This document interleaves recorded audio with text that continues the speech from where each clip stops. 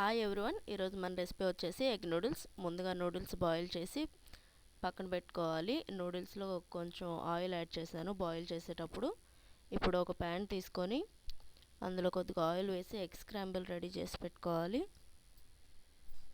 తర్వాత అదే ప్యాన్లోకి కొంచెం ఆయిల్ యాడ్ చేసి మనం ముందుగా కట్ చేసి పెట్టుకున్న green chilli, onion, cabbage, carrot మొత్తం వేసి ఫ్రై చేసుకోవాలి. ఇవి కొంచెం ఫ్రై అయిన తర్వాత స్వీట్ కార్న్ వేసి ఫ్రై చేసుకోవాలి. స్వీట్ కార్న్ ఆల్రెడీ బాయిల్ చేసుకున్నాను కాబట్టి ఎక్కువసేపు ఫ్రై చేయాల్సిన అవసరం లేదు.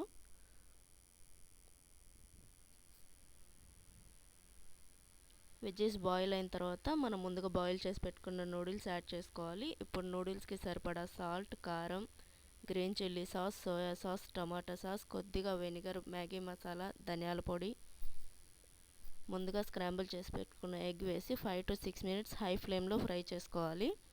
సాసెస్ ఎక్కువగా వేసుకోవద్దు, టేస్ట్ మారిపోతుంది.